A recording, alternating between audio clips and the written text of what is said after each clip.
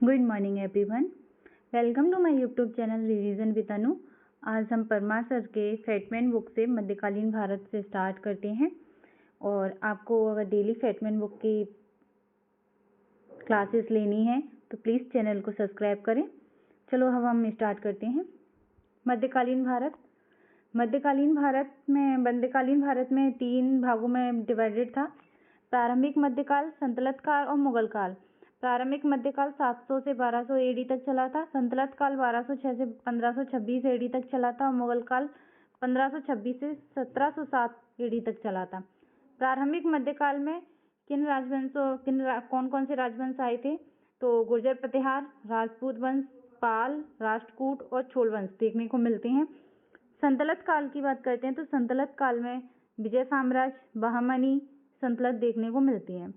मुगल साम्राज्य की बात करते हैं या मुगल काल की बात करते हैं तो इसमें मुगल, मराठा, ढक्कनी संतलत और यूरोपीय व्यापारी देखने को मिलते हैं। त्रिपक्षीय युद्ध की बात करते हैं तो त्रिपक्षीय युद्ध में तीन वंशों ने पार्टिसिपेट किया था, जिसमें से गुर्जर प्रतिहार वंश, पाल वंश और राष्ट्रकूट वंश ने। त्रिपक्षीय युद्ध को कन्नौज युद्ध के नाम से भी जाना जाता है, जो 8वीं और 9वीं शताब्दी के दौरान हुआ था, जिसमें पाल वंश, प्रतिहार वंश और राष्ट्रकूट वंश के बीच में ये युद्ध हुआ था, इसलिए इसे त्रिपक्षीय युद्ध भी कहा जाता है। गुर्जर प्रतिहार वंश के संस्थापक नागभट्ट थे। इसमें हम सबसे पहले पाल वंश को देखते हैं, फिर गुर्जर प्रतिहार वंश को देखेंगे और फिर राष्ट्रकूट वंश को देखेंगे। सातवाहनों ने ब्राह्मणों को भूमि दान करना शुरू किया था, जिसने सातवाहन वंशों ने किया था, जिसमें से हम पाल वंश की बात करते हैं तो पाल वंश के संस्थापक गोपाल थे। इन्होंने ओदंतीपुरी विश्वविद्यालय की स्थापना की थी और इनके पुत्र थे धर्मपाल, जिन्होंने विक्रमशिला विश्वविद्यालय की स्थापना की थी। ये देखिए, ओदंतीपुरा विश्वविद्यालय ये बसाया था किसने? पाल वंश के संस्थापक ने। और धर्मपाल ने कौन सा बताया था? विक्रमशिला विश्वविद्यालय। उस टाइम विश्वविद्यालय देखने को मिलते हैं, क्या ही नजारा होगा। पाल वंश की बात करते हैं तो इन्होंने बंगाल क्षेत्र पर शासन किया था पाल वंश ने, और यह बौद्ध धर्म के अनुयायी थे। इन्होंने सबसे पहले पाल वंश की स्थापना किसने की थी? गोपाल ने की थी। इनके पुत्र थे धर्मपाल, इसके संस्थापक गोपाल थे। उनके बाद धर्मपाल ने शासन किया, फिर देवपाल ने, महेपाल ने और रामपाल इनके अंतिम शासक थे। इसके बाद आते हैं गुर्जर प्रतिहार वंश, जिसके संस्थापक नागभट्ट थे। गुर्जर प्रतिहार वंश ने अपनी राजधानी कन्नौज को बनाया था। नागभट्ट प्रथम इनके प्रथम संस्थापक थे या प्रथम राजा थे। मेहर भोज की बात करते हैं तो मेहर भोज का वर्णन देखने को मिलता है कि वहाँ पर विदेशी कवि थे, इन्होंने किया था। अरब विद्वान सुलेमान ने अपने साम्राज्य में लुटेरों से सुरक्षित रखने के लिए गुर्जर प्रतिहार राजा मेहर भोज की प्रशंसा की थी। सुलेमान एक अरब यात्री थे जो भोज के शासन काल के दौरान भारत आए थे। उसने भोज की सैन्य शक्ति, धन और कुशल प्रशासन का वर्णन किया था। महेंद्रपाल की बात करते हैं तो महेंद्रपाल राजशेखर उनके दरबारी कवि थे। महेंद्रपाल से सिर्फ एक ही क्वेश्चन देखने को मिलता है कि एक तो ये कि महेंद्रपाल किस वंश से थे, तो आपको पता ही है। और राजशेखर किनके दरबारी कवि थे? तो महेंद्रपाल के दरबारी कवि थे। चोल वंश को देखने को मिलते। चोल वंश 850 से 1280 एडी तक इसने शासन किया था। इसके संस्थापक विजयालय थे। चोल वंश के शासक कौन थे? विजयालय थे।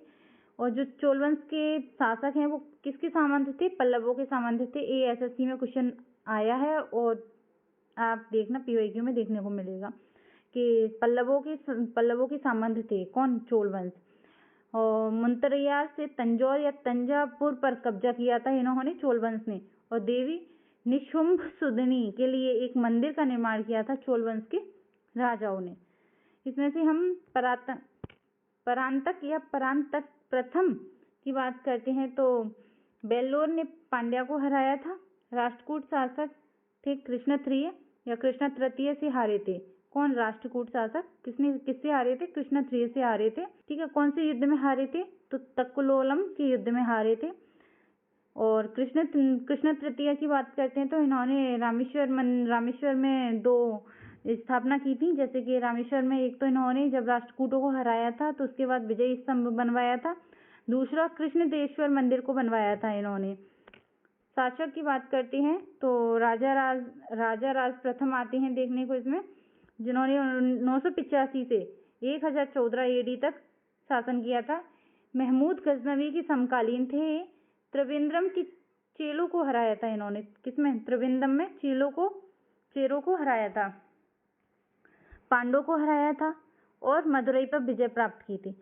एक महान शासक बोल सकते हैं उस टाइम के या उस वंश के, क्योंकि इन्होंने अपने सारे जो भी ओल्ड कर रहे थे, ओल्ड शासक कहना चाहते थे, वो काम इन्होंने किए थे। जैसे कि त्रिवेंद्रम में चेलों को हराया, पहले तो चेरों को, उसके बाद पांड्यों को हराया। तो दो तो यहाँ हरा दिए उन्होंने। उसके बाद मदुरई पे विजय प्राप्त की और फिर इन्होंने उसके बाद भी श्रीलंका पर आक्रमण किया था और नागपट्टिनम में एक बौद्ध विहार का निर्माण किया था। किसने? राजा राम प्रथम ने किया था। राजेंद्र प्रथम की बात करते हैं तो इनका शासन रहा था 1012 एडी से 1044 एडी तक, जिन्हें क्या कहा जाता है? दक्षिण भारत का नेपोलियन कहा जाता है राजेंद्र प्रथम को। इन्होंने चेल और पांड्य को पूरी तरह से ही परास्त कर दिया था। उन्होंने सिर्फ हराया था, इन्होंने पूरी तरीके से परास्त कर लिया। श्रीलंका पर भी संपूर्ण विजय प्राप्त कर ली थी। बचा कुचा काम किसने कर दिया था? राजेंद्र प्रथम ने कर दिया था।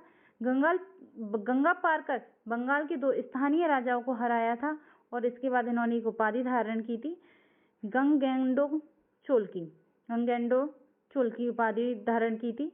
एक नया शहर बसाया था इन्होंने अपनी ही उपाधि के नाम पर, गंगेनकोंडा चोलपुरम बसाया था। श्री विजय साम्राज्य और शैलेंद्री यानी कि शैलेंद्र भी बोलते हैं राजवंश के खिलाफ इन्होंने नौसैनिक अभियान भी चलाया था।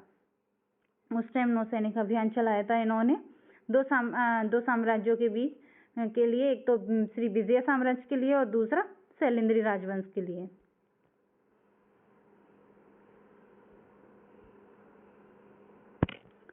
चोलों ने कल्याणी के चालुक्यों के खिलाफ लड़ा था। चोलों ने कल्याणी के चालुक्य के खिलाफ लड़ा था। 13वीं शताब्दी के आरंभ में चोल साम्राज्य का पतन हो गया था। चोल भी समाप्त हो गए थे लगभग। कब तक? 13वीं शताब्दी तक। चोलों के स्थान पर 2 शासक आए थे, पांड्या और होयसलों। 2 लोग आए थे किसके स्थान पर? चोलों के स्थान पर। और चालुक्यों के स्थान पर यादव और काकतीय आए थे, यानी कि 2 गए और 4 आए थे। चोल के स्थान पर पांड्य होयसले आए थे और चालुक्य के स्थान पर यादव और काकतीय आए थे। अब इनमें से हम बात करते हैं तो यादव, काकतीय और होयसल की बात करते हैं। यादवों ने अपनी राजधानी देवगिरी को रखा था। देवगिरी इस टाइम प्रेजेंट में कहाँ पर है आप मुझे बताना, ठीक है। काकतीय ने अपनी राजधानी बारगंगल को रखा था और होयसल ने अपनी राजधानी हलेबीडु को रखा था। जो होयसल वंश था उसने जो अपने मंदिर बनवाए थे उनकी एक विशेषता थी कि वो सितारा आकृति के थे। अभी हम मुगल साम्राज्य को तो देखेंगे, बट तब भी आप बता सकते हो कि मुगल साम्राज्य या मुगल शैली के चारवाक कैसे देखने को मिलते थे, मतलब मैदान किस टाइप के हुआ करते थे। तो मैं बता देती हूँ, 4 भागों में डिवाइडेड हुआ करते थे। चारवाक शैली भी कहा जाता है इसे, आगे देखने को मिलेगा, छोड़ो। इन राजाओं ने क्या किया था कि राजा के पास सारे अधिकार हुआ करते थे। सलाह देने के लिए मंत्रिपरिषद हुआ करती थी। चोल साम्राज्य निम्न भागों में विभाजित था, जैसे कि मंडलम, जिसे प्रांत कहते थे। फिर आगे विभाजित हुआ बालानाडु, जिसे नाडु के नाम से भी जाना जाता था। ऐसे चोल साम्राज्य डिवाइडेड था, ठीक है। चोल सरकार की बात करते हैं तो चोल सरकार या चोल स्थानीय ग्राम सरकार के लिए जाने जाते हैं। यहाँ ग्राम सरकारें उस टाइम देखने को मिलती थी चोल सरकार में, जिसे विकेंद्रीकृत किया गया था।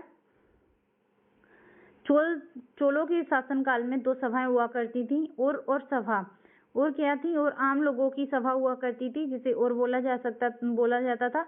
और विद्वान ब्राह्मणों की जो सभा हुआ करती थी उसे सभा बोलते थे। ब्राह्मणों को दी गई भूमि को अग्रहार भी बोलते थे और ब्राह्मणों को दी गई भूमि को ब्रह्मदेव भी बोलते थे, ठीक है। 2 नाम हुआ करते थे। गांव के मामलों में प्रबंधन के लिए कार्यकारी समिति द्वारा किया जाता था, जिसमें उस टाइम भी चुनाव हुआ करता था, जिसमें संपत्ति वाले लोग या भूमि विशेषाधिकार वाले लोग ही चुनाव में पार्टिसिपेट किया करते थे। जिनके पास संपत्ति ज़्यादा हो या जिनके पास जो भूमि है वो उस पर ज़्यादा अधिकार हो, ज़्यादा बड़ी भूमि हो उनके पास, तो वही लोग ओनली इलेक्शन में पार्टिसिपेट करते थे। कार्यकारी समिति की बात करते हैं तो कार्यकारी समिति के प्रत्येक सदस्य 3 साल के लिए नियुक्त होते थे। 3 साल बाद फिर चेंज हुआ करते थे। चोल काल में भूमि की दान की बात करते हैं तो मैंने अभी बताया था कि ब्राह्मणों को दी गई भूमि को ब्रह्मदेवी बोला जाता था, और बेलन नबी गैर ब्राह्मणों को दी गई भूमि थी। देवदान मंदिरों को दान में दी गई भूमि थी, और पल्लवी छंदम जैन समुदाय को दी गई भूमि हुआ करती थी। सालाभोग स्कूलों के रख रखाव के लिए दी जाती थी, और धनी जमींदारों को बेलनार बोला जाता था। ये सारे इम्पोर्टेंट हैं कि चोल साम्राज्य काल में भूमि दान दी जाती थी, किसको क्या बोलते थे। ठीक है, चोल साम्राज्य के दौरान कर भी दो टैक्स लिया करते थे उस टाइम, बेटी और कदमई। बेटी बंधुआ मजदूरी या जबरन मजदूरी पर लिया जाता था, और कदमई भू राजस्व पर लिया जाता था।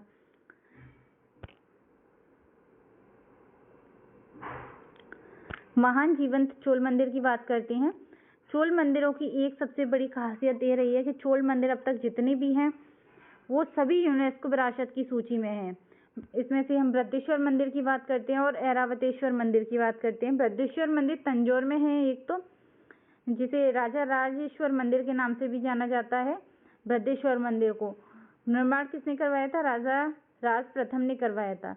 गंगकेंडो चोलापुरम मंदिर, जिसे भी राजेंद्र प्रथम द्वारा निर्मित किया गया था, जिसे भी बृहदेश्वर मंदिर के नाम से भी जाना जाता है, या गंगकेंडो कोलापुरम मंदिर भी बोल सकते हैं।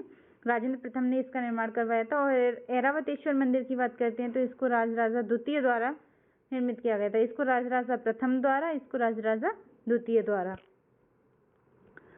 मंदिर वास्तुकला की बात करते हैं तो मंदिर वास्तुकला उत्तर भारत और दक्षिण भारत दोनों में अलग अलग टाइप की मंदिरों की शैली हुआ करती थी। उत्तर भारत में नागर शैली बोलते हैं, और दक्षिण भारत की को द्रविड़ शैली बोलते हैं। इसके जो पिलर्स थे ऐसे ऊपर जाते हैं, वो ऐसे थे वक्राकार, जबकि दक्षिण भारत में एकदम ऐसे मिलते हैं, ऐसे पिरामिड टाइप के। ठीक है, यहाँ ऊपर टोप होता है, कलश वगैरह, ध्वज होता है यहाँ ऐसे। ठीक है, इसमें बात करते हैं तो पहले तो गर्भगृह देखते हैं। गर्भगृह में मूर्ति रखने का स्थान होता है, जहाँ भगवान जी की मूर्ति रखी रहती हैं, उसे गर्भगृह बोलते हैं। मंडपम होता है जिसमें हॉल घंटी लगी होती हैं, जिन्हें हम बजाते हुए गर्भगृह तक पहुँचते हैं। ठीक है, और इसमें ये देखो, ये वक्राकार आकृति का होता है, पिरामिड के आकार का होता है। मंडपम की बात करते हैं तो वही होता है, हॉल घंटियाँ लगी होती हैं, हॉल सा होता है, वहाँ अंदर तक जाते हैं। और मुख्य प्रवेश द्वार को गोपुरम बोलते हैं। इसमें जो दक्षिण भारत के जो मंदिर होते हैं ना, उनमें एक सबसे बड़ी खासियत ये होती है कि वहाँ आपको बहुत बड़ा विशाल गेट देखने को मिलेगा मंदिर का। सबसे पहला होगा वही प्रवेश द्वार वाला, तो आपको दूर से ही देखने में पता चल जाएगा कि हाँ वहाँ कोई मंदिर है। बहुत बड़ा गेट देखने को मिलता है। एक और शैली होती है इसमें, नागर शैली, द्रविड़ शैली के अलावा बेसर शैली, जो इन दोनों का मिक्सचर रूप होती है, नागर शैली और द्रविड़ शैली की, और मध्य भारत में ही देखने को मिलती है, जिसे बेसर शैली के नाम से जाना जाता है। चलो आगे मिलेगी। ये नागर शैली के मंदिर है, ये द्रविड़ शैली के मंदिर है, जिसमें से ये मंडपम होते हैं। ये देख रहे हो ना, यहाँ भगवान जी की मेज बनी होती है, इसे गर्भगृह कहते हैं। ये देखो, ये वक्राकार आकृति का होता है, यहाँ कलश लगा होता है, यहाँ ध्वज लगा होता है। ये भगवान जी बैठी हैं ना, इसे भी यही बोलते हैं गर्भगृह। ये मंडपम होता है पूरा ऐसे, और यहाँ जो सबसे बड़ा गेट होता है सबसे बाहर, वो बहुत बड़ा गेट होता है। और यहाँ वही बात है कि पिरामिड आकृति का है, और यहाँ कलश ध्वज लगा होता है, अपनी वही स्टाइल है, बस थोड़ा चेंज होता है, जिसे शिखर भी बोलते हैं। ठीक है,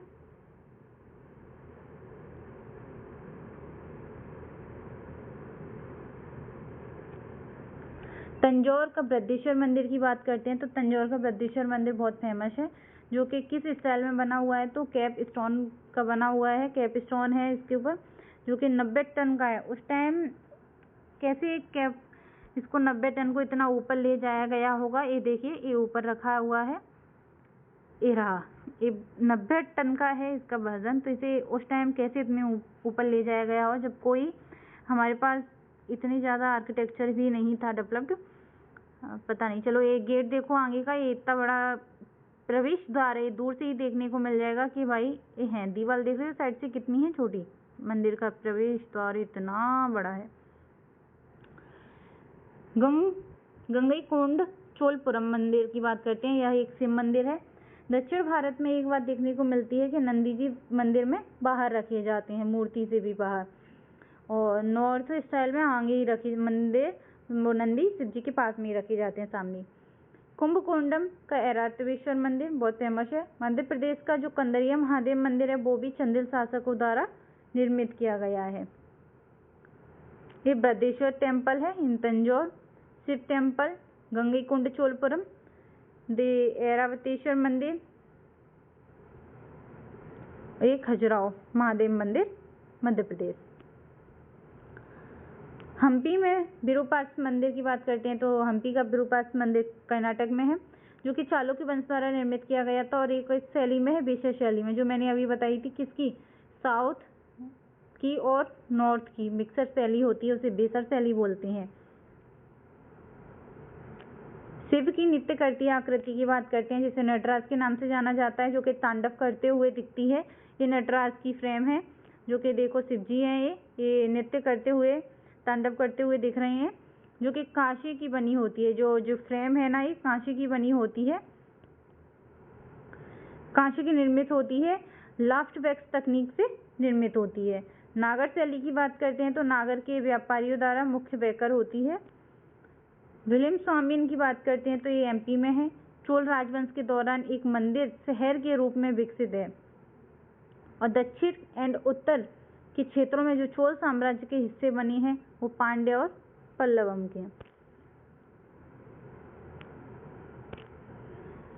उत्तर मरेरु शिलालेख की बात करते हैं तो ये तमिलनाडु में है। चलो नेक्स्ट देखते हैं। अभी 11वीं शताब्दी के आरंभ में चोल राजा राजेंद्र प्रथम ने एक शिव मंदिर का निर्माण करवाया था, और चालुक्यों ने जब्त किए सूर्य तिलक आसन पर से भर दिया था। देखो इसकी हिस्ट्री ये है कि चलो बात करते हैं अपन थोड़ी देर से। बृहदेश्वर मंदिर की बात करते हैं तो बृहदेश्वर मंदिर उस टाइम बना था, सबसे फेमस मंदिर है, और आपने अभी अभी पढ़ा है किसने बनवाया, तो आप मुझे अभी बताओ कमेंट बॉक्स में किसने बनवाया था, ठीक है, बृहदेश्वर मंदिर को। चालुक्यों में एक सूर्य आसन, एक गणेश प्रतिमा, एक दुर्गा माँ की कई प्रतिमाएं हैं। पूर्वी चालुक्यों से एक नंदी प्रतिमा ली। उड़ीसा के कलिंग से भैरव, जो शिव जी का एक भयानक रूप है, स्वरूप है भैरव, और भैरवी की एक प्रतिमा ली है, और बंगाल के पालों से एक काली माँ की प्रतिमा से मंदिर को भर दिया है। मंदिर में जो भी प्रतिमाएं हैं वो कहीं बाहर से ली हैं, हर जगह से प्रतिमाएं लाके एक ही मंदिर में स्थापित कर दी गई हैं, जो कि किसी और की थी। जैसे चालुक्यों से एक सूर्य मंदिर लिया था, और उड़ीसा के कलिंग से भैरव जी को लिया था, चालुक्यों से नंदी प्रतिमा को लिया था, पालों से काली माता की मूर्ति ली थी, देखो पालों से काली माता की मूर्ति को लिया था, सब से लेके एक मंदिर बनवाया था, जिसे बृहदेश्वर मंदिर के नाम से जाता है, जो कि कॉपीराइट है या फिर उनसे लिया गया है, ठीक है। देखिए बृहदेश्वर मंदिर का सीन, क्या ही सुंदर टेम्पल है, देखने में बहुत ही सुंदर है।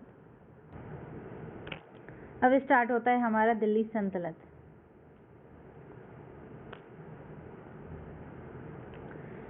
दिल्ली सल्तनत की अवधि 1206 से 1526 तक रही थी, जिसमें बहुत सारे विदेशी आक्रमण हुए थे।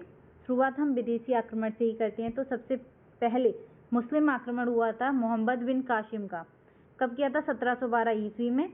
भारत के सिंध भाग से इसने एंट्री ली थी, जिसमें इसने राजा दाहिर की हत्या कर दी, और अरब से आया था। कहाँ से आया था? अरब से। या तो विदेशी आक्रमणों में हम मुस्लिम की बात करते हैं तो वो या तो अरब से आए थे या तुर्की से आए थे, ठीक है। तो ये कहाँ से आया था? अरब से आया था। विदेशी आक्रमण दूसरा होता है जो कि तुर्क से आया था, वो अरब से आया था, अब तुर्क से आया है, ठीक है। महमूद गजनवी की बात करते हैं तो महमूद गजनवी का आक्रमण 998 से 1030 ईस्वी तक रहा था, जिसमें 1001 ईस्वी में पहला आक्रमण किया था इसने अपना। कहाँ पर? इंडिया पर। महमूद गजनवी ने इसने 17 बार हमला किया था, जिसका कारण क्या था? बदला और लूट। इसे बदला लेना था अपने पिता का, कि अपने पिता सुबुबुद्दीन गिन की मृत्यु के कारण आया था। दूसरा, इसे लूट करनी थी। लूट के कारण तो ये 17 बार आया था। मृत्यु इसकी 1030 ईस्वी में हुई थी महमूद गजनवी की। जब तक मृत्यु नहीं हुई तब तक आता ही रहा था यहाँ। इसने सबसे पहले शासन किया था जयपाल ने, इससे पहले शासन किया था जयपाल ने। गजनवी के विरुद्ध में पेशावर का युद्ध भी लड़ा था। किसने? जयपाल ने लड़ा था 1001 ईस्वी में। स्टार्टिंग हुई थी यहाँ से, तो यहीं से उसने युद्ध लड़ा था, पेशावर का युद्ध। ठीक है। घनवी ने सोमनाथ पर आक्रमण किया था। किसने? गजनवी ने। ये गजनवी है ना कि धनवी। गजनवी ने सोमनाथ के मंदिर पर आक्रमण किया था 16वीं बार और 17वीं बार में, जो कि लास्ट 2 आक्रमण थे वो वही थे। मंदिर पर 1025 ईस्वी में और अंतिम आक्रमण किया था 1027 ईस्वी में, और 1030 में तो ये लुढ़क ही गया था, फिर आक्रमण ही क्या खाक करता। गजनवी के समय के एक लेखक थे, फिरदौसी ने लिखा था शहनामा, जिसमें ये आक्रमणों की बात पता चलती है। अल बरूनी ने लिखी थी तहकीक हिंद। इसे किताब अल हिंद के नाम से भी जाना जाता है। किसको? अल बरूनी को अल हिंद के नाम से भी जाना जाता है। दूसरा आक्रमण हुआ था मोहम्मद गौरी का, ये भी तुर्की ही था। अरब का पहला आक्रमण होता है तुर्की से, 2 आक्रमण होते हैं। इसे मुइजुद्दीन मोहम्मद के नाम से भी जाना जाता है। किसको? मोहम्मद गौरी को मुइजुद्दीन मोहम्मद के नाम से भी जाना जाता है। इसके टाइम पे युद्ध होते हैं, जैसे कि घारवाल का युद्ध हुआ था, जो कि जयचंद के साथ हुआ था। इसकी बेटी थी संयोजिता। ठीक है। इसका युद्ध किसके साथ हुआ था? जयचंद के साथ हुआ था। दूसरा होता है दिल्ली में युद्ध होता है, जिसे तराइन युद्ध के नाम से जानते हैं। फिर पृथ्वीराज तृतीय के बीच हुआ था, पृथ्वीराज चौहान के नाम से भी जाना जाता है इन्हें, पृथ्वीराज तृतीय को। इनके साथ होता है युद्ध। पृथ्वीराज और गौरी के बीच युद्ध होता है, जिसे तराइन के प्रथम युद्ध के नाम से जाना जाता है, जो कि 1991 में होता है, जिसमें पृथ्वीराज की विजय होती है। और तराइन का दूसरा युद्ध होता है, वो 1992 में ईस्वी में होता है, जो इसमें गौरी की जीत होती है और पृथ्वीराज हार जाते हैं। पृथ्वीराज चौहान के दरबार के एक लेखक थे चंदबरदाई, जिन्होंने पृथ्वीराज रासो लिखा है, जिसमें इन्होंने इसका वर्णन भी किया है। किसका? मोहम्मद गौरी का। और मोहम्मद गौरी के बारे में लिखा भी है कि इसने 17 बार आक्रमण किया था। चंदबरदाई बहुत बड़े कवि थे, इन्होंने और भी बुक्स लिखी हैं, आप बताना इसके अलावा, पृथ्वीराज रासो के अलावा। इनके अनुसार गौरी ने 17 बार आक्रमण किया था इंडिया पर। गौरी ने फिर भारत पर आक्रमण किया था, जिसमें चंदाबेड़ का युद्ध हुआ था सन 1194 ईस्वी में, गौरी और जयचंद के बीच में। गौरी ने हार नहीं मानी है, वो लगातार कंटिन्यूस करता ही रहा है। तो चंदाखेड़ा का युद्ध किसके बीच होता है? गौरी और जयचंद के बीच होता है। तराइन का प्रथम युद्ध, तराइन का द्वितीय युद्ध और चंदाखेड़ का युद्ध होता है। ठीक है। 91, 92 और 94। ठीक है। गौरी ने 17वीं बार हमला किया था, तब भारतीय शासकों की स्थिति थी, ये वाली स्थिति थी। फिर से आ गया रे तू, इधर जहर खाने के पैसे भी नहीं है, तू जा रे, जा जा जा।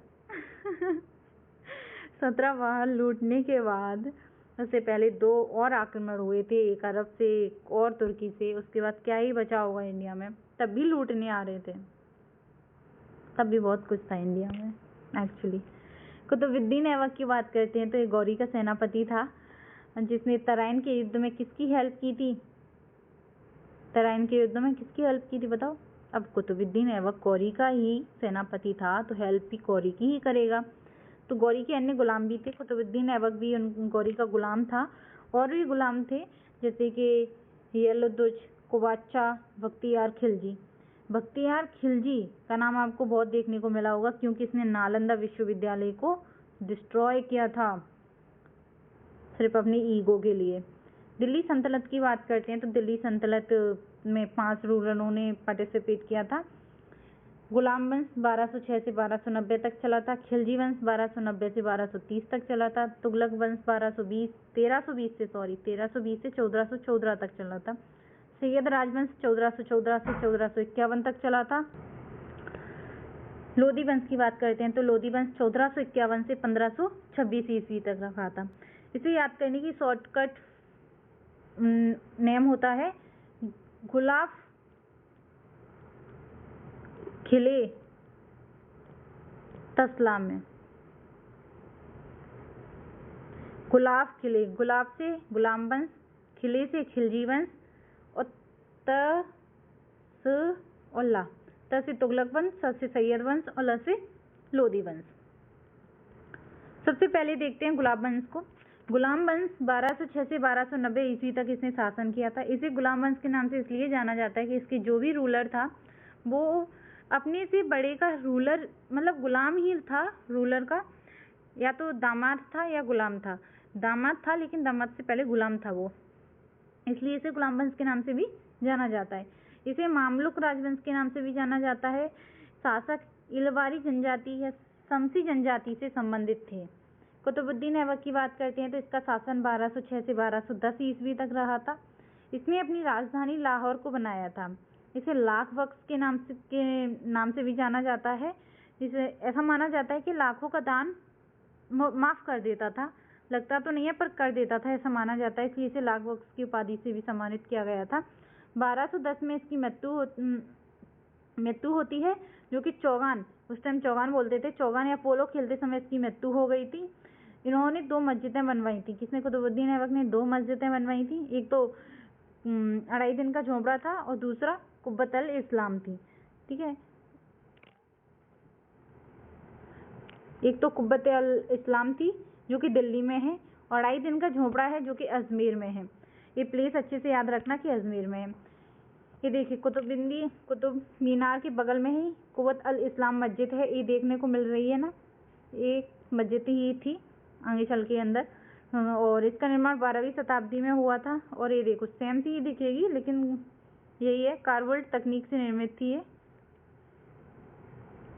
कितनी अच्छी लगती। पहले यहाँ जैन मठ हुआ करते थे, बाद में इसने हटा के इनको क्या बनवाया दिया था, मस्जिद को बनवा दिया गया था। और मस्जिद तो कुतुब मीनार के पास में थी। 2.5 दिन का झोपड़ा बनवाया था जहाँ पर पहले जैन मठ हुआ करते थे अजमेर में, वहाँ पर। इन्होंने प्रसिद्ध सूफी संत ख्वाजा कुतुबुद्दीन बख्तियार काकी के सम्मान में कुतुब मीनार का निर्माण किया था। किसकी याद में? तो सूफी संत थे ख्वाजा कुतुबुद्दीन बख्तियार काकी, जिसकी याद में या जिनके सम्मान में कुतुब मीनार का निर्माण करवाया था इन्होंने। वहाँ पर ये इन्होंने एक मस्जिद बनवाई थी और एक 2.5 दिन का झोपड़ा, 3 इनकी द्वारा बनाई गई इमारतें हैं। इन्होंने हसन उल निज़ामी जैसे लेखकों को संरक्षण दिया था, जो कि ताज उल मासीर के लेखक थे, और फरुखुद्दीन को दिया था। 2 ही थे जिनको संरक्षण दिया था। ये कुतुब मीनार है, ये देखिए कुतुब मीनार जो कि 73 मीटर लंबी है। ये 73 मीटर लंबी है। इसमें 5 मंजिल होती हैं, 1 2 3 4 5। ठीक है, 5 मंजिलें होती हैं। ये देखने को मिल रहा है 2.5 दिन का झोपड़ा। ये नहीं है, अजमेर में है वो तो, यहाँ तो मस्जिद है, भूल गई मैं। हाँ, कुतुबुद्दीन ऐबक के बाद इल्तुतमिश आते हैं जिन्होंने शासन किया था 1211 से 1236 तक। कुतुबुद्दीन का दामाद था ये इल्तुतमिश, और क्या था? गुलाम भी था। ठीक है, इसलिए तो गुलाम वंश कहते हैं इसको। उन्होंने लाहौर के स्थान पर अपनी राजधानी दिल्ली को बनाया था। किसके स्थान पर? लाहौर के स्थान पर। उसने दिल्ली सल्तनत को चंगेज खान के प्रकोप से बताया था, जो कि बहुत बड़ी एक वो है अपने आप में न्यूज़ के, इसने चंगेज खान से बचाया था। चंगेज खान एक बहुत, जो भी सामने आता उसे मारता हुआ चला जाता, ऐसा राजा था। चंगेज खान की मृत्यु हो गई थी 1227 ईस्वी में। निज़ाम उल मुल्क की बात करते हैं तो उसका वजीर था जो कि प्रधानमंत्री भी था, वजीर प्रधानमंत्री को बोला जाता था निज़ाम उल मुल्क। इल्तुतमिश ने 2 सिक्के चलाए थे, एक चांदी का और एक तांबे का, जिसमें से चांदी के सिक्के को टंका और तांबे के सिक्के को चीतल के नाम से जाना जाता था। एकता प्रणाली का आयोजन किसने किया था? इल्तुतमिश ने स्टार्ट की थी एकता प्रणाली, जिसमें जमीन का टुकड़ा दिया जाता था। जैसे कि जो भी प्रधानमंत्री वगैरह हैं उनको पैसे के बदले, जैसे कि महीने पे जैसे अभी पेमेंट मिलता है कोई भी हो उनको, तो उसको पैसे के बदले कुछ भूमि दान दी जाती थी। दान क्या मतलब, भूमि का टुकड़ा दिया जाता था उसके बदले में, और उसे एकता प्रणाली कहते हैं। एकता प्रणाली स्टार्ट किसने की थी? इल्तुतमिश ने। और ख़त्म किसने किया था? बलबन ने। आएगा अभी बलबन आगे। एकता प्रणाली किसने स्टार्ट की थी? इल्तुतमिश ने। उन्होंने दासों के आधिकारिक कुलीन वर्ग को स्थापित किया था, जिसे चहलगामी चालीसा के नाम से भी जाना जाता है। कुलीन वर्ग को स्थापित किया था जिसे चहलगामी चालीसा के नाम से जाना जाता था, जो कि अपने आप में बहुत बड़े जमींदार बोल सकते हो या पैसे वाले लोग हुआ करते थे। वो 40 एक्चुअली इसके ही यहाँ के हुआ करते थे, तुर्क के। इल्तुतमिश ने अपने आगे किसको बिठाया था? रजिया सुल्तान को बिठाया था 1236 से 1240 तक। उसको ऐसा लगता था कि मेरे बेटे इस पद के लायक है नहीं, तो उसने अपनी बेटी को बिठाया था जो कि इल्तुतमिश की बेटी थी। भारत के शासन करने वाली पहली महिला और एकमात्र मुस्लिम महिला थी इल्तुतमिश। एकमात्र मुस्लिम महिला जरूर थी। बोला जाता है कि पहली महिला शासिका भी रही थी। भटिंडा की गवर्नर अल्तुतमिया ने रजिया की अधीनता स्वीकार करने से इनकार कर दिया था। तो इसने क्या किया? रजिया ने याकूत के साथ मिलकर अल्तुनिया के खिलाफ चढ़ाई कर दी थी। अल्तुतमिया ने याकूत की तो हत्या कर दी थी और रजिया को कैद कर लिया था। इसने इस पर चढ़ाई जरूर की थी, लेकिन ये कैद हो गई थी वहाँ। उसके बाद शादी भी हुई थी। हाँ, बाद में अल्तुनिया ने रजिया के साथ शादी कर ली थी। 1240 ईस्वी में रजिया एक षड्यंत्र का शिकार हो गई थी, जो कि कैथल हरियाणा के पास में ही थी। कैथल हरियाणा के पास इनकी हत्या कर दी गई थी। किसके द्वारा? खोखर जनजाति द्वारा। खोखर जनजाति द्वारा की गई थी, षड्यंत्र के शिकार के द्वारा। उन्होंने संरक्षण किसको दिया था? मिनहाज अल सिराज को संरक्षण दिया था, जो कि तबकात-ए-नासिरी के लेखक थे। ठीक है, एक बुक का नाम है तबकात-ए-नासिरी। उस टाइम की अच्छी बुक थी, जिसमें रजिया का नाम देखने को मिलता है। जब रजिया और अल्तुनिया की शादी हुई थी, तब याकूत की जो हरकतें थी वो कुछ इस लायक थी। चीटिंग करता है तो, क्योंकि उसने याकूत के साथ मिलकर तो चढ़ाई की थी। अब याकूत को उसने मार दिया था, लेकिन शादी अल्तुनिया के साथ की थी। कुछ होगा चक्कर। गयासुद्दीन बलबन की बात करते हैं तो 1266 से 1287 ईस्वी तक इसने शासन किया था। वह नसीरुद्दीन महमूद के अधीन नायब थे। इन्होंने चालीसा की शक्ति को समाप्त किया था। चालीसा की शक्ति को 1200 इसने बलबन ने। अभी ये देखो, बलबन 1266 से स्टार्ट हुआ था बलबन का शासनकाल, और रजिया का शासनकाल खत्म होता है 40 में। अब बीच का शासनकाल कहाँ गया? तो बीच के शासनकाल में जो उसने चालीसा बनाए थे ना, जिसमें 40 सदस्य हुआ करते थे, एक्चुअली कभी कोई आ रहा था, कभी कोई जा रहा था, कभी किसी को आपस में बैर भाव करके वो 40 आपस में लड़ रहे थे कि हम बनेंगे, हम बनेंगे, हम बनेंगे। तो इस तरह वो शासन चला गया था। एक्चुअली उसके बाद सही शासक बना था तो वो था बलबन। बलबन बना था 1266 में। 1287 तक वह नसीरुद्दीन महमूद के अधीन नायब थे। इन्होंने चालीसा शक्ति को ही समाप्त कर दिया, क्योंकि इससे पहले देख रहे थे कि वो उनकी हरकतें क्या होती हैं, इसलिए उसने इसको समाप्त ही कर दिया और सबसे श्रेष्ठ राजा को माना था। राजा ही सब कुछ होगा, एवरीथिंग। ताज की प्रतिष्ठा को बहाल कर दिया था। इन्होंने सैन्य विभाग के लिए दीवाने अर्ज की स्थापना की थी। ये क्वेश्चंस देखने को मिलते हैं एग्जाम में कि दीवाने अर्ज की स्थापना किसने की थी? तो दीवाने अर्ज की स्थापना बलबन ने की थी। पदवी ली थी इसने, किसने? बलबन ने। किसने? जिसकी जिल्ले-ए-इलाही की पदवी ली थी बलबन ने। जिल्ले-ए-इलाही को हिंदी में कहा जाता है अल्लाह की छाया। अल्लाह की छाया की पदवी ली थी, जो कि अपने आप को किसका वंशज बताता था? अफरासियाब का वंशज बताता था खुद को। अफरासियाब का वंशज बताता था खुद को। इन्होंने सिजदा यानी कि सजदा को स्वीकार किया था, यानी कि राजशाही के सामने सजदा करना, जैसे कि प्रणाम, नमस्ते, और राजा के सामने झुकना, ये सब स्टार्ट किया था बलबन ने, जिसे सजदा के नाम से जाना जाता है। और पेवोस की स्थापना की थी। स्थापना क्या की थी? पेवोस को भी स्टार्ट किया था। पेवोस का मतलब होता है राजा के पैरों को चूमना। पैरों को चूमना, अभिवादन करना को सामान्य रूप से पेश किया था, क्योंकि इसने किसकी उपाधि ली थी? जिल्ले-ए-इलाही, अल्लाह की छाया। अब अल्लाह की छाया खुद को बोल रहा है तो सिजदा तो करवाएगा ही ना खुद से। और वैसे भी उसने 40 समाप्त कर दी थी, तो उसने ये सब स्टार्ट कर दिया था। और उसने रक्त और लोहे की नीति को स्टार्ट किया था, जो कि वेरी इंपॉर्टेंट क्वेश्चन है। रक्त और लोहे की नीति किसने स्टार्ट की थी? बलबन ने की थी। गुलाम वंश का अंतिम शासक कौन था? तो इसे ख की जगह पे क पढ़ते हैं, पता नहीं क्यों।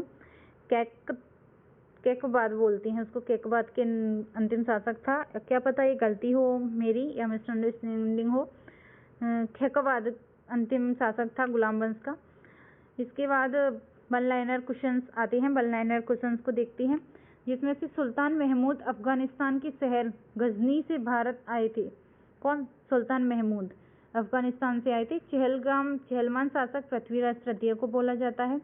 चंगेज खान के अधीन मंगोलों ने 1213 में उत्तर पूर्वी ईरान में ट्रांसोक्सियाना पर आक्रमण किया था। मोहम्मद गौरी ने, ये पॉइंट ऑफ क्वेश्चन उससे हैं, एग्जाम पॉइंट ऑफ व्यू से हैं, देखने को मिलते हैं, इसलिए वन लाइनर है। मोहम्मद गौरी ने पृथ्वीराज चौहान के रणनीतिक बिंदु या तारवर हिंडा, जिसे भटिंडा बोला जाता है, पर हमला किया था। किसने? मोहम्मद गौरी ने। रानी नैकी देवी ने मोहम्मद गौरी को हराया था। एक कितनी प्राउड फीलिंग वाली बात है कि मोहम्मद गौरी जैसे शासक को हराया था। किसने? रानी नैकी वाली ने, जो कहाँ की शासिका थी? वो रानी थी, तो गुजरात की रानी थी, बहुत महान रानी थी। इन्होंने युद्ध लड़ा था अपने छोटे से बच्चे को, रानी लक्ष्मीबाई की तरह ही। उस टाइम पर रानी लक्ष्मीबाई थी तो बहुत पहले, गोदी में लेके अपने बच्चे को, फिर उन्होंने युद्ध लड़ा था मोहम्मद गौरी के साथ, और मोहम्मद गौरी को बकायदा हराया भी था। गुजरात की थी ये। ध्रुवसेन तृतीय का संबंध बकटा का वंश से है। तैमूर ने आक्रमण किया था 1398 ईस्वी में। ठीक है। भारत में सिकंदर का आक्रमण हुआ था 326 ईसा पूर्व, जिसमें भारत में प्रवेश द्वार के लिए इसने खैबर दर्रे का उपयोग किया था। दर्रे का उपयोग किया था, खैबर दर्रे का उपयोग किया था इंडिया में प्रवेश लेने के लिए। अब गुलाम वंश खत्म होता है। गुलाम वंश के बाद खिलजी वंश आता है, क्योंकि गुलाब खिले से क्या था? खिलजी वंश था, तो खिलजी वंश की आता है। इस खिलजी वंश की स्थापना जलालुद्दीन खिलजी ने की थी। एक मिनट। खिलजी वंश की स्थापना जलालुद्दीन खिलजी ने की थी। 1290 से 1296 तक इसका शासन रहा था। जलालुद्दीन खिलजी का ही भतीजा था अलाउद्दीन खिलजी, जो कि 1296 से 1316 ईस्वी तक रहा था। पद्मावत एक ग्रंथ है, जिसकी मलिक मोहम्मद जैसी द्वारा रचित एक ग्रंथ है। पद्मावत बहुत फेमस है, जो कि अलाउद्दीन खिलजी के टाइम का था, जो कि अब आपने पद्मावत मूवी देखी होगी एक्चुअली। अलाउद्दीन की साम्राज्य की बात करते हैं, तो अलाउद्दीन के साम्राज्य को देखते हैं। अलाउद्दीन ने गुजरात को जीता था 1298 में, रणथंभौर को जीता था 1301 में, मेवाड़ को जीता था 1303 में, मालवा को जीता था 1305 में, और जालोर को जीता था 1311 में। रणथंभौर को 1301 में जीता था, जिसके राजा थे हमीर देव चौहान। जिसके राजा कौन थे? हमीर देव चौहान थे। यहाँ पर ऐसा माना जाता है कि सबसे पहले जौहर किया गया था, जो कि अमीर खुसरो ने इसका जिक्र किया है कि सबसे पहले जौहर कहाँ पर हुआ था? रणथंभौर में हुआ था 1301 में। किसके? अलाउद्दीन खिलजी के अटैक के टाइम पर। दूसरा हुआ था मेवाड़ में, जहाँ के राजा राणा रतन सिंह थे, और इनकी राजधानी थी चित्तौड़।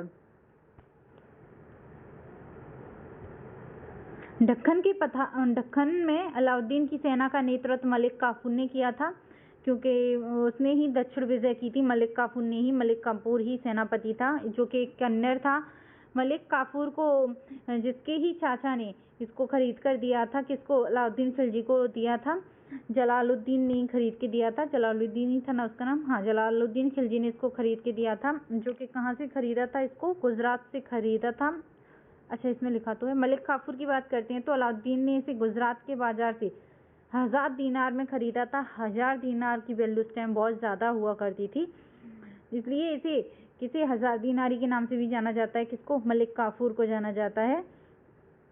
ढक्कन अभियान के बाद सिकंदर-ए-शाही की उपाधि धारण की थी। किसने? अलाउद्दीन खिलजी ने सिकंदर-ए-शाही की उपाधि धारण कर ली थी ढक्कन विजय के बाद। द्वितीय अलेक्जेंडर या सिकंदर द्वितीय वास्तविक नाम था अली गुर्रफ का। और इसकी बात करते, चलो रुको। रामचंद्र ने देवगिरी के यादव शासक थे, उसने उस टाइम जिनको हराया था। किसने हराया था? अलाउद्दीन खिलजी ने हराया था। उन शासकों की बात करते हैं। प्रताप रुद्र सेन थे, जो कि काकतीय शासक थे, इनको भी हरा दिया था। वीर बल्लार तृतीय थे, जो कि होयसल शासक थे, और वीर पांड्या को हरा दिया था, जो मदुरई के पांड्य शासक थे। जो कि साउथ में जो नेतृत्व कर रही थी सेना अलाउद्दीन की, उसका जो मेन लीडर था वो मलिक काफूर था। प्रशासनिक सुधार की बात करते हैं, तो प्रशासनिक सुधार में अलाउद्दीन खिलजी का बहुत ज़्यादा नाम आपको जिक्र देखने को मिलेगा, स्पेशली बाजार सुधार, नियंत्रण में, टैक्स में, होलिया, दाग प्रथा, इन सब में। जिसमें बात करते हैं, प्रस्तुत किया था दाग यानी कि धप्पा। घोड़ों पर एक दाग लगाया जाता था, स्पेशली तय हुआ करता था ताकि ये घोड़ा हमारा है।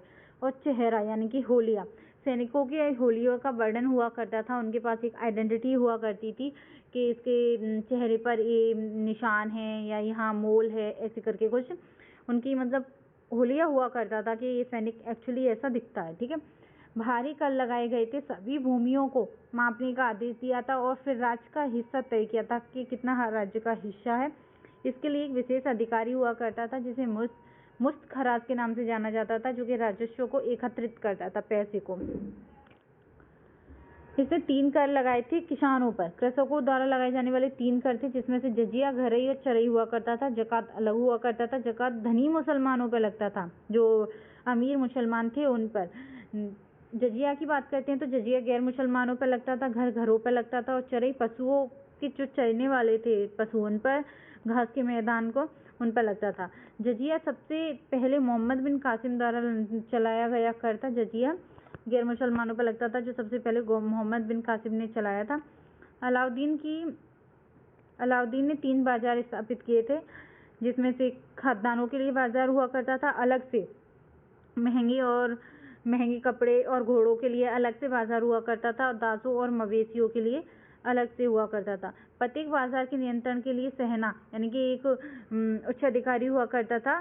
तीनों ही बाजारों के लिए अलग अलग अधिकारी हुआ करता था, जो अधिकारी उनकी देखा करता था कि व्यापारी आए तो कहीं कुछ ज़्यादा पैसों में तो नहीं दे रहे, कहीं कोई कुछ चीटिंग तो नहीं कर रहा।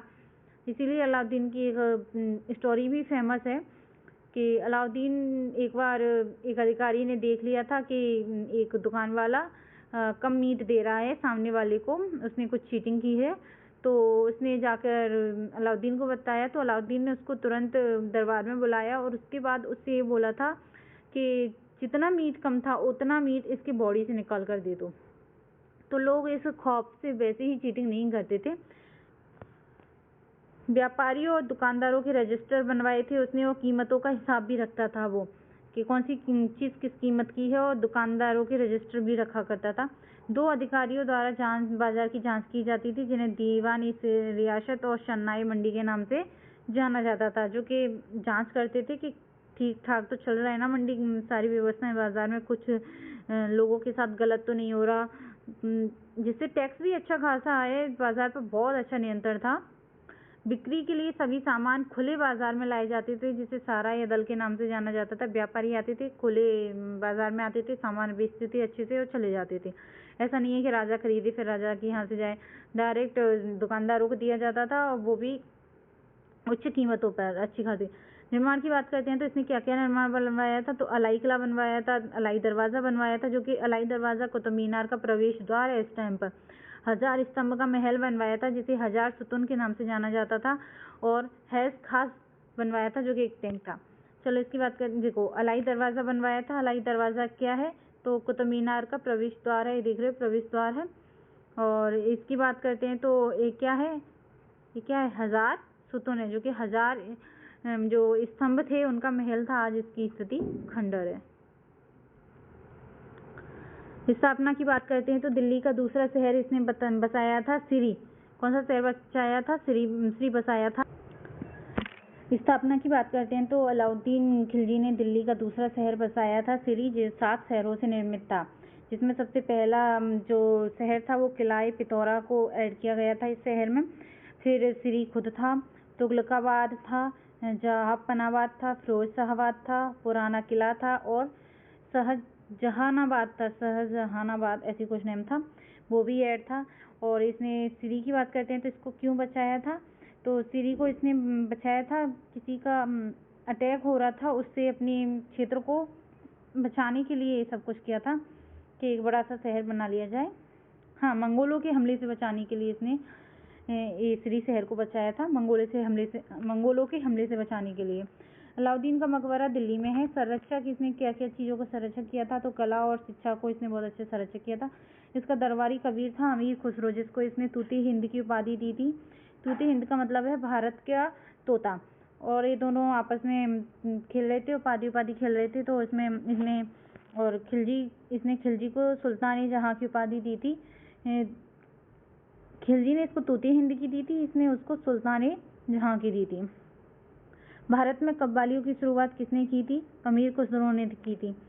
पुस्तक की बात करते हैं तो पुस्तक किसने लिखी थी? किसने? अमीर खुसरो ने 2 पुस्तकें लिखी थी, तुगलकनामा और नूर सिपेहर। 1316 ईस्वी में मलिक कफूर ने अलाउद्दीन की मृत्यु के बाद गद्दी पर कब्जा किया था। किसने? मलिक कफूर ने, लेकिन इसको तुरंत ही हटा दिया था। किसने? मुबारक खान ने 1316 में। इसने 1316 से 1320 तक ईस्वी किया था। खुसरो खान की बात करते हैं 1320 ईस्वी तक रहा था। गयासुद्दीन तुगलक की बात करते हैं 1320 से 1325 तक रहा था। इनका कोई खास इन्होंने काम किया नहीं, इसलिए इनके बारे में कुछ ज़्यादा नॉलेज भी नहीं है। खिलजी वंश के अंतिम शासक खुसरो खान की हत्या गाजी मलिक ने की थी, और गाजी मलिक ने एक उपाधि भी धारण की थी। क्या? गयासुद्दीन तुगलक की। गाजी मलिक को ही जाना जाता है। एक दुर्घटना में मृत्यु के बाद उनके बेटे जौना यानी कि उगल खान ने गद्दी संभाली थी।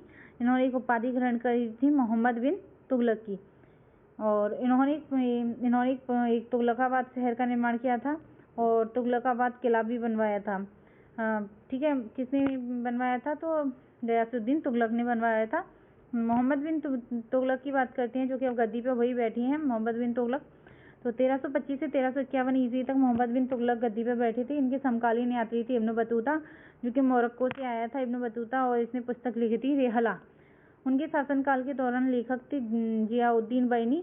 इन्होंने 2 किताबें लिखी थी, तारीख फिरोजशाही और फतवा ए जहादारी। बहुत इंपॉर्टेंट किताबें हैं इनकी। और मोहम्मद बिन तुगलक की बात करते हैं तो इनकी हिस्ट्री बहुत बेकार रही थी। एक तुगलक वंश में सबसे ज़्यादा पढ़े लिखे और सबसे अच्छे व्यक्ति थे तो वो मोहम्मद बिन तुगलक थे, लेकिन इनकी किस्मत ही खराब थी। सारे इन्होंने जो भी काम किए थे वो एक अच्छे उद्देश्य से किए थे, बहुत अच्छे। अगर इनका कोई भी एक उद्देश्य भी सफल हो जाता तो अच्छा रहता, बट एक भी उद्देश्य इनका सफल नहीं हुआ था। इन सारे अच्छे उद्देश्य से किए थे, लेकिन सारे ही काम इनके विफल रहे थे, इसलिए इनको एक उपाधि भी दी जाती है मूर्ख बुद्धिमान करके। मूर्ख बुद्धिमान के नाम से भी जाना जाता है मोहम्मद बिन तुगलक को।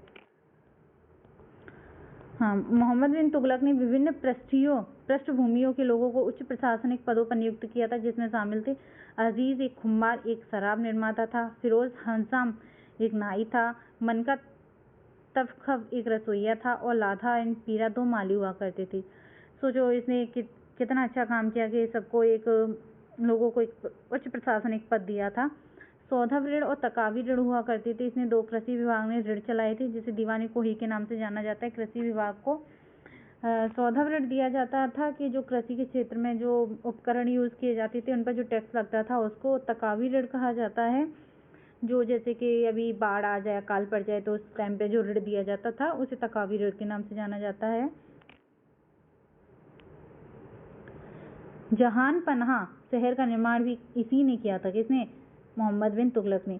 इसे सबसे बुद्धिमान मूर्ख के नाम से भी जाना जाता है, इसीलिए ही जाना जाता है कि सबसे पढ़ा लिखा होकर सब कुछ करके होकर भी एक काम में सफल नहीं हो पाया था। वो उसकी किस्मत थी कि वो सारे काम ही उसके विफल रहे थे। उसने सारे काम बहुत अच्छे पर्पस से किए थे। दोआब में कराधान 1336 में किया था। राजधानी स्थानांतरित की थी 1327 में, जो कि दिल्ली से दौलताबाद ले गया था, लेकिन 1 साल ही वहाँ तक टिक पाया था। वहाँ फिर वही अकाल की समस्या, पानी की समस्या थी, फिर वापस दिल्ली लेके आया था। तो लोगों को इसे पलायन करने में इतनी समस्या आई हद से ज़्यादा। फिर उस टाइम पे पलायन करना कितना टाइम लग जाता था, महीने बीत जाते थे। उसके बाद फिर वहाँ पहुँच के एडजस्ट करने वाले थे, तब तक भाई साहब फिर से सुना कि नहीं वापस चलते हैं। सबसे बड़ा साम्राज्य था ये। उन्होंने खुरासान अभियान 1329 में चलाया था, जो कि अपनी सीमा को सुरक्षित करने के लिए चलाया था। खुरासान पर अटैक किया था उसे जीतने के लिए, जिससे सीमा को सुरक्षित किया जा सके। और कराचल अभियान चलाया था 1330 में, जो कि हिमाचल को जीतने के लिए चलाया था। हिमाचल को जीतने के लिए किया था। और टोकन मुद्रा चलाई थी 1329 में, जो कि उच्च मूल्य वाली कांस्य मुद्रा थी। और इसने मुद्रा को भी चेंज किया था, क्योंकि उस टाइम मुद्रा जो चलती थी उसमें उसकी शायद कमी आ गई थी, तो इसलिए उसने उसको कलेक्ट किया था। लेकिन लोगों ने उल्टा चालाकी कर दी थी, उस मुद्रा को खुद अपने पास रख के डुप्लीकेट मुद्रा राजा के कोष में भरवा दी थी। राजा का कोष पूरा डुप्लीकेट मुद्राओं से भर गया था, और लोगों के पास ओरिजिनल मुद्राएं थी। फिर इसने इसके बदले सांकेतिक मुद्राएं भी चलानी पड़ी थी, ये बोल सकते हैं हम। फिरोज शाह तुगलक की बात करते हैं तो 1391 से 1338 ईस्वी तक रहा था। सैनिकों को नगद भुगतान नहीं दिया जाता था, इसके बदले इसने भूमि राजस्व देने को वादा किया था नगद भुगतान न करके, जो कि बेकार ही एक तरह से। बाकी सब फिरोज शाह तुगलक ने बहुत अच्छे काम किए थे। आधार पर भुगतान किया था, लोहे बजिया जिसे आधार पर भुगतान कहा जाता है। उनके समय पर जजिया एक अलग कर बन गया था। कुरान में लगाए गए 4 प्रकार के करों का उल्लेख इसने किया था, जैसे कि खराज, ज़कात, जजिया और खम्स। खराज, ज़कात, जजिया और खम्स। खराज भूमि पर कर था, उपज का 1/10 भाग हुआ करता था। और ज़कात की बात कर सकते हैं तो संपत्ति कर हुआ करता था, जिसमें 2% टैक्स लिया करता था संपत्ति पर। जजिया गैर मुसलमानों पर लगाया गया कर हुआ करता था। और खम्स युद्ध के दौरान जो लूट हुआ करती थी उसका 1/5 भाग ये लिया करते थे। कई नहरों की मरम्मत की थी इसने। और हके सर्व और हासिल सर्व जो कि बॉर्डर पर टैक्स थे वो लगाए थे इसने। स्थापना फतेहाबाद, हिसार, जौनपुर और फिरोजशाहाबाद की थी। जौनपुर की स्थापना की थी मोहम्मद बिन तुगलक के नाम पर, क्योंकि उसे का पहले नाम जौना था, बाद में उसे मोहम्मद बिन तुगलक नाम दिया गया या मोहम्मद बिन तुगलक के नाम से जाना गया था। दिल्ली में एक अस्पताल की स्थापना की थी जिसे दर उल सिफा के नाम से जानते हैं। उस टाइम हॉस्पिटल की स्थापना की थी इसने। एक नया विभाग बनाया था, दीवानी खैरात, जो गरीब लड़कियों की शादी के लिए बनाया था इसने।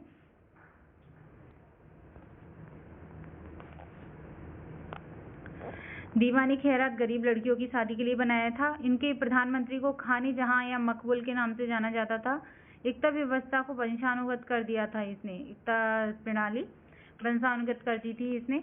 अच्छा, एकता प्रणाली को सबसे पहले किसने स्टार्ट किया था, आप मुझे बताओ। अभी वीडियो में ऊपर ही बता के आई हूँ मैं कि किसने स्टार्ट किया था, बलबन या इल्तुतमिश। चलो 2 ऑप्शंस देती हूँ मैं आपको।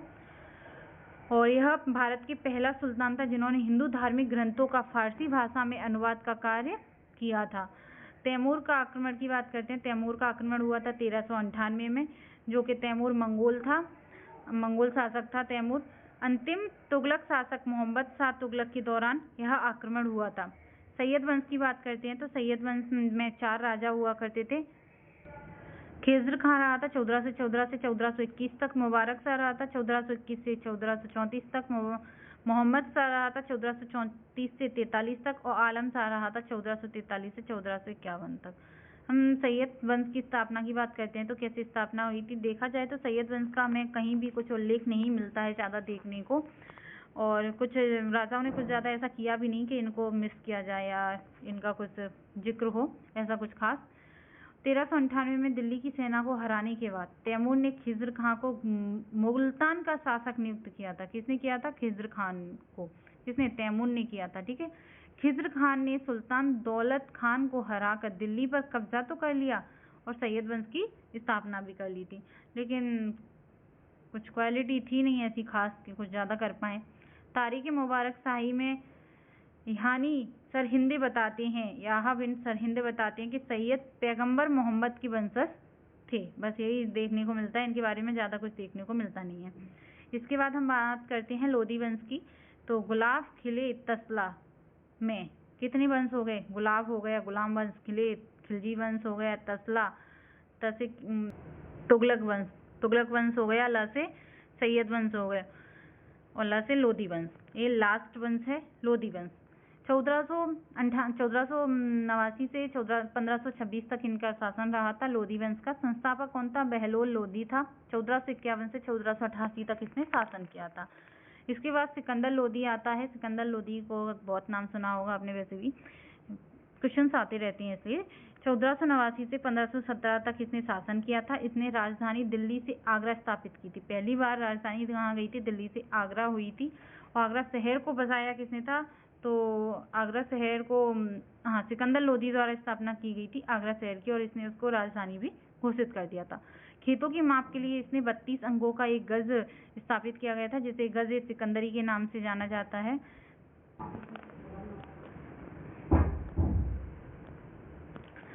वह एक कवि भी था जिसे गुलरुखी के नाम से जाना जाता है। इसने फारसी में बहुत सारी कविताएं लिखी थी, लेकिन उसने अपना रियल नाम न लिख के इसने गुलरुखी अपना नाम लिखा था उन कविताओं में।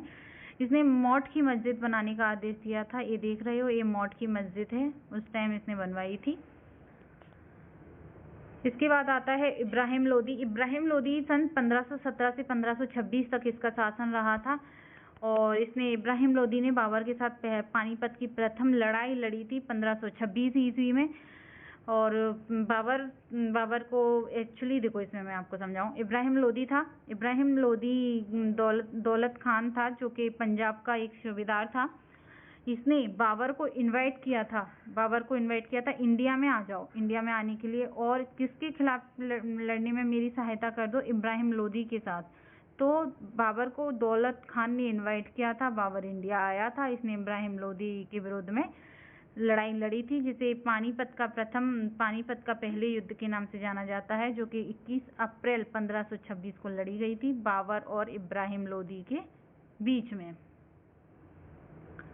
केंद्र प्रशासन की बात करते हैं तो बहुत सारे केंद्र प्रशासन देखने को मिले हैं आपको इस पूरे संतुलन में। जैसे दीवानी वजारत वित्त विभाग को कहा जाता था, दीवानी अर्ज सैन्य विभाग को कहा जाता है। ये किसने स्टार्ट किया था? बलबन ने स्टार्ट किया था। ये बहुत इंपॉर्टेंट होते हैं कि किसको क्या कहा जाता है और किसने क्या चीज़ स्टार्ट की थी, ठीक है। दीवानी इंसा को पत्राचार विभाग कहा जाता है। दीवानी रिसालत को अपील विभाग कहा जाता है। दीवानी मुस्तखराज को बकाया विभाग कहा जाता है, जो कि अलाउद्दीन खिलजी ने स्टार्ट किया था इसको। वैसे ही बाजार नियंत्रण पर इसका बहुत ज़्यादा अच्छी कमांड थी इसकी। दीवानी रियासत को वाणिज्यिक विभाग कहा जाता है। दीवानी कोही को कृषि विभाग कहा जाता है, जो कि मोहम्मद बिन तुगलक द्वारा स्टार्ट किया गया था। दीवानी कोही कृषि विभाग में 2 टैक्स भी लगाए थे इसने, ठीक है। दीवानी बंदगान दासों का विभाग कहा जाता है। दीवानी खैरात दान विभाग को कहा जाता है। दीवानी खैरात चोल वंश ने किन किन लोगों को भूमि दान किया करता था, ये आपने स्टार्टिंग में देखा, वो भी बहुत इंपॉर्टेंट है, ठीक है। दीवानी कोही कृषि विभाग था। दीवानी बंदगान दासों का विभाग था। दीवानी खैरात दान विभाग था। दीवानी इश्तियाक पेंशन विभाग हुआ करता था। पुस्तकों की बात करते हैं जो बहुत इंपॉर्टेंट है, जैसे कि तारीख मुबारक शाही बिन अहमद सर हिंदी ने लिखी है, फारसी में लिखी गई ये किताब है। तबकात नासिरी मिनहाज उस सिराज ने लिखी है। तहकीक हिंद अल बरूनी ने लिखी है। पूरा संतुलन ही एंड होता है यहाँ पर। इसके बाद स्टार्ट होगा हमारा विजयनगर साम्राज्य, वो हम नेक्स्ट लेक्चर में स्टार्ट करेंगे। Thank you everyone.